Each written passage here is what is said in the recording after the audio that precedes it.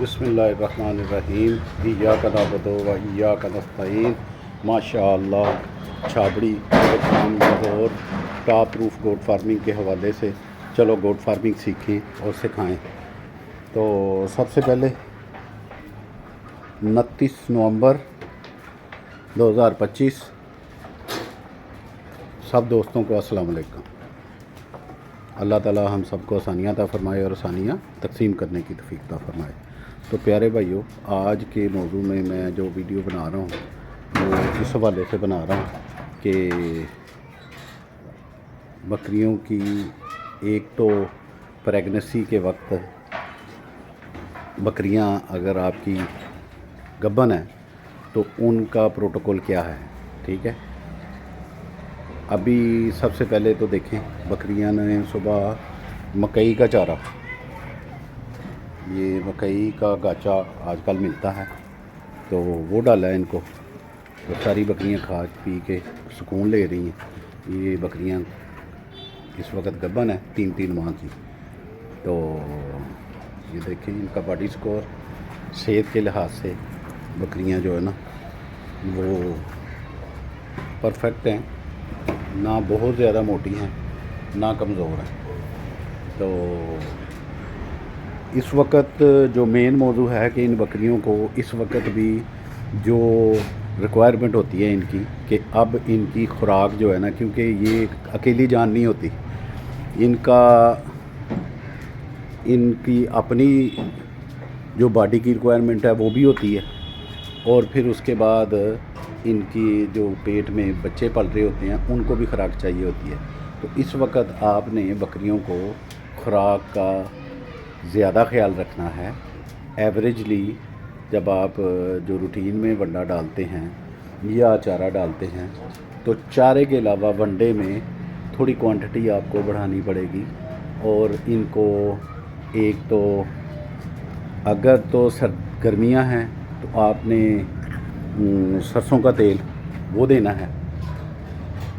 ہم اس کو طریقہ کار یہ کرتے ہیں کہ ونڈے میں ہی مکس کر لیتے ہیں، ونڈا جو دیتے ہیں نا بکریوں کو اس میں ہی سرسوں کا تیل ایک بکری کو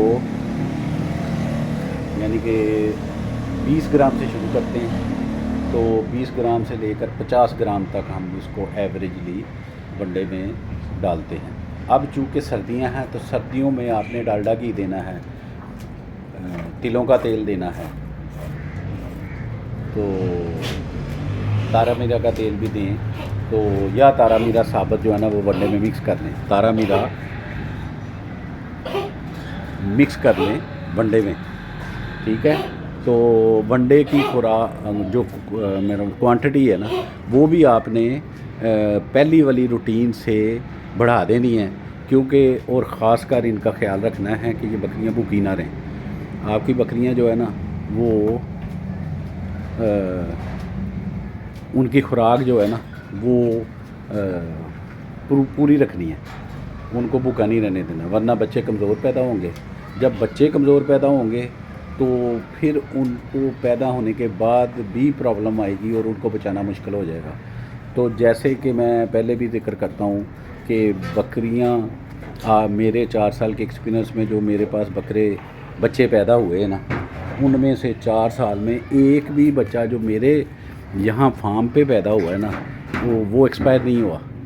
تو اس کا آپ سے شیئر کرنے کا مقصد بھی یہی ہے۔ یہ بہت بڑی بات ہے، لوگ اس پہ یقین نہیں کرتے، لیکن میرا تجربہ ہے کہ بکریاں کراس کرانے سے پہلے بھی پروٹوکول ہوتا ہے، پھر بکریاں جب کراس ہو جائیں، کنسیو کر لیں اور پھر 1-2 ماہ گزر جائیں تو پھر اس کے بعد بھی ان کا ایک پروٹوکول ہوتا ہے۔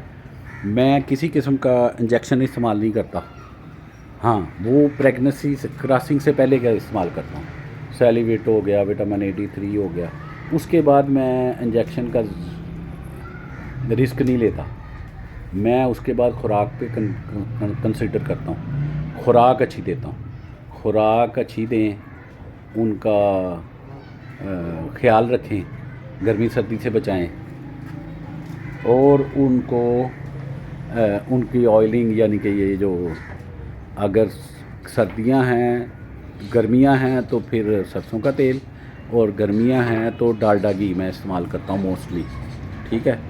इसके अलावा जब आखिरी महीना हो जाएगा तो इन्होंने अपना वाना शाना बनाना होता है, उस वक़्त मेथरे, गुड़ और हालियों वो भी इस्तेमाल करें, तो इनका थन बनने में, दूध में बड़ा इजाफ़ा होगा, तो सेहत भी अच्छी होगी, बच्चों की भी और बकरियों की भी।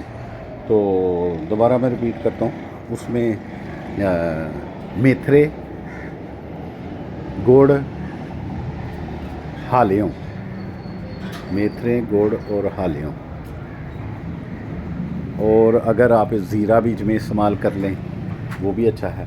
और ये कोई किलो क्वांटिटी फी बकरी नहीं है ये, यानी कि आपने सारा मिक्स कर लिया, तो सारा मिक्स करके आपने एक मुट्ठ के करीब एक बकरी को डालना है उससे हिसाब से। और हम तो वो भी वही करते हैं कि वो वनडे में ही डाल देते हैं। इसके अलावा हमारे पास ये बकरे हैं, इसमें कुछ कुर्बानी के लिए हैं और एक दो पट्ठे भी हैं।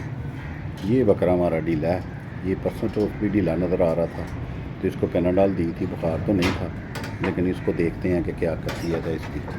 तो बाकी मैं आपको बकरी दिखाता हूँ। इन बकरियों में हमारी ये बकरी है काली, ये मोटी भी नहीं है, लेकिन ये बार बार रिपीट हो रही है, ये काली बकरी। इसका हल मुझे एक दोस्त ने बताया कि इसकी सबसे पहले तो डिवर्मिंग करें, डिवर्मिंग करके, तो डिवर्मिंग अंदरूनी और बैरूनी कीलों की, ठीक है। डिवर्मिंग के बाद इसको जब ये हीट पे आए, ये ना 10-20 दिन बाद शोर डालना शुरू कर देती है, फिर हम बकरे के पास छोड़ते हैं तो कई दफ़ा रिपीट हो चुकी है। तो क्या मैं बता रहा था कि हाँ, इसको पहले इसकी डिवर्मिंग करनी है, ठीक है। अगर बहुत मोटी हो तो इसको वंडा कम करना है, वंडा छुड़वा देना है, यानी कि लेवल पे आए। अगर बहुत ज़्यादा बकरी चर्बी में आ जाए ना, यानी कि मोटी ताज़ी हो जाए, तो तब भी वो कंसीव नहीं करती। तो डिवर्मिंग के बाद आपने एक 5 सीसी की सिरिंज, जब ये हीट पे आए तो 5 सीसी की सिरिंज जो है ना, आपने इसकी सू वाली जगह पे आपने इंजेक्ट करनी है, सुई निकाल देनी है, और वो आपने सू वाली जगह पे आपने क्या कहते हैं, हाँ, सू वाली जगह पे आपने इंजेक्ट कर देने वो सरसों का तेल। उसके बाद आपने इसको बकरे के पास छोड़ना है। अगर आपको कंफर्म हो जाए कि बकरी क्रॉस हो गई है, फिर इसको हफ्ता 10 दिन कुछ नहीं करना, 10 दिन बाद आपने प्रोजेस्टेरोन का इंजेक्शन जो है ना, वो इसको लगाना है, ठीक है। और फिर उसके ठीक 60 दिन बाद, 50 से 60 दिन में फिर प्रोजेस्टेरोन का इंजेक्शन लगा देना, तो इंशाल्लाह ताला बकरी जो है ना वो कंसीव करेगी। ये एक नुस्खा है, इसको नोट कर लें। बकरियां अक्सर इस तरह का मसला भी देती हैं, तो हमने करना क्या है कि हमने इनकी डिवर्मिंग पहले करनी है।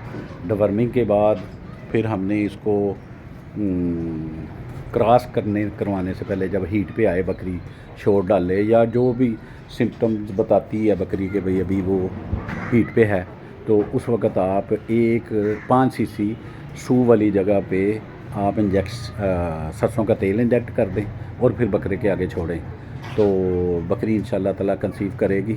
फिर आपने उसकी हिफाजत, उसके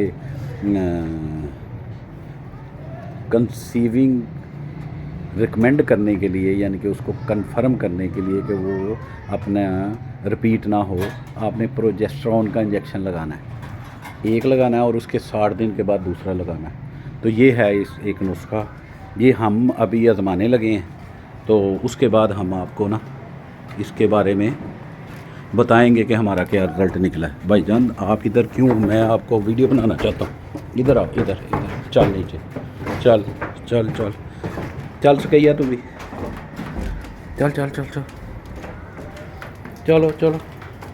वो हमारे युमन साहब थे जी, इधर आके खड़े हैं, ان کو میں آپ کو بند کر کے دکھاتا ہوں. تو میں نے کہا چلتے چلتے ان کا بھی آپ کو تعارف کرا دوں. تو چل چل نہ بری بات.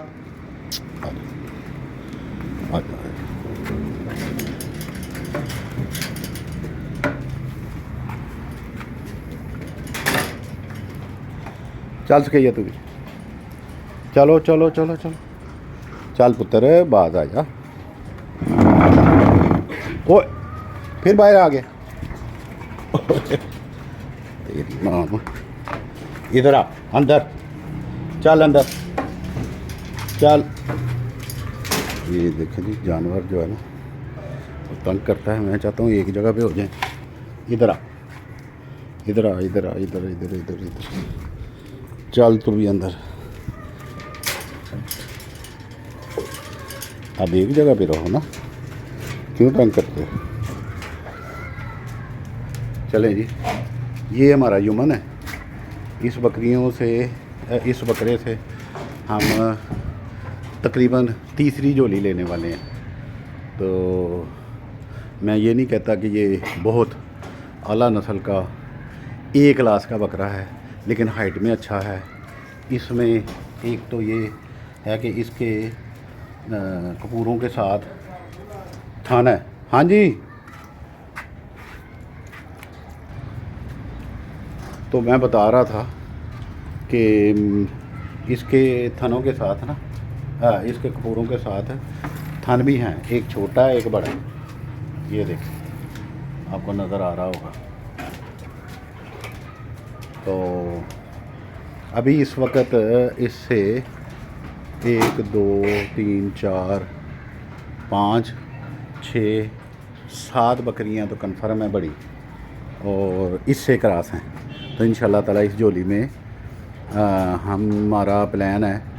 پچھلی دفعہ کی جو جولی تھی وہ میں نے سیل کر دی تھی. صرف ایک یہ بکرا رکھا تھا اور ایک یہ کالا, یہ جو پہلے جو خارج کر رہا ہے. تو یہ اللہ کی راہ پہ رکھا تھا ہم نے انشاءاللہ, اور اس کو اللہ کی راہ پہ اللہ کی خوشنودی کے لیے, اللہ کی رضا کے لیے دیں گے, غریبوں پہ تقسیم کریں گے. تو میں یہ کہہ رہا تھا کہ ہاں اس دفعہ ہمارا پلان ہے کہ اس میں جو ابھی فیمیل پیدا ہوں گی نا انشاءاللہ وہ ہم اپنے گھر کی بریڈ بنانے کے لیے رکھیں گے. یہ نہیں ہے کہ بھی بکرا بہت اعلیٰ ہے. یہ دیکھیں بکرا ایوریج ہے میرے خیال میں اس کو A1 نہیں کہتا. تو لیکن اس کے تھنوں کی افادیت میں نے سنا ہے یہ ہے کہ جس کے کپوروں کے ساتھ تھن ہوں وہ جو پٹھیں پیدا ہوں نا اس کی بیٹیاں, وہ تھنوانے میں اچھی ہوتی ہیں. تھنوانا وہ اچھا بناتی ہیں. تو اس سے تھنوانا اچھا بنانے سے یہ فائدہ ہوتا ہے کہ دودھ زیادہ دیں گے. تو اس پوائنٹ آف ویو سے ہم نے یہ تجربہ بھی کرنا ہے کہ ہاں اس متھ میں کتنی کی صداقت ہے. تو میں تو ابھی سیکھنے کے مراحل میں ہوں اور سیکھتا ہوں. بابا جی آ گئے ہیں. بابا جی اینو لایا سی اج کچھ نہیں لایا. پنکی لائی ہے پکا نہیں تو ہوں زخم میں نہیں ہے گا.